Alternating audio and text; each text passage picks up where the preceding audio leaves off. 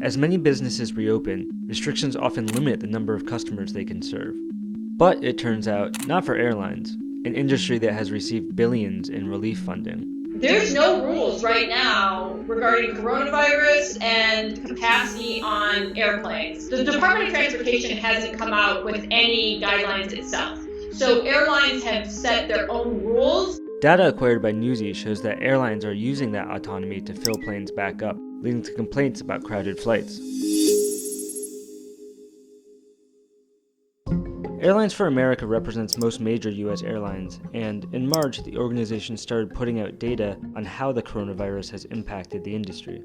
In 2019, domestic flights were about 85% full. By April, that number had dropped below 10%. But as airlines cut flights and customers slowly started to fly again, planes began to fill back up. Then, suddenly, A4A stopped including this load factor data in their coronavirus updates. The organization says they stopped including the number because it was being misconstrued with the financial health of the industry. But it came as TSA checkpoints were seeing increased traffic, and passengers were turning to social media to post about unexpectedly packed flights. In response, United has started alerting passengers when their flights are expected to be more than 70% full, and giving them options to change.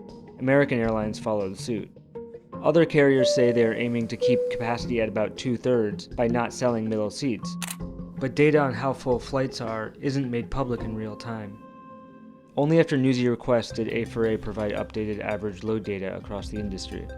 Flights are now, on average, 48.6% full. That's a more than 5-fold increase in less than 2 months. And I think very quickly we're going to start seeing these flights 80 to 90% and more full. That's Lauren Wolf, counsel for Travelers United, a consumer advocacy group. Airlines make their money when the planes are full. Airlines and some academics argue that advanced air filters, encouraged mask use, and extra cleaning measures can greatly mitigate risk. But even members of Congress have found themselves on packed flights, and some lawmakers are calling on the Department of Transportation to do more. Senator Maria Cantwell recently wrote Transportation Secretary Elaine Chao asking the department to provide clear guidance to airlines. A4A pointed to the Centers for Disease Control as the more appropriate agency to put in place load limits or other public health restrictions. So who's our regulator? It's essentially the CDC. CDC absolutely has public health authority. If they chose to regulate something like that, they could. The CDC told Newsy that it does not regulate the airline industry and recommends avoiding non-essential travel. The agency's website says that while most viruses and other germs do not spread easily on flights, crowded flights make social distancing difficult and may increase your risk for exposure to the virus that causes COVID-19. Still, A4A insists that flying full flights is safe. There are some flights with load factors of over 70%, and it's completely safe.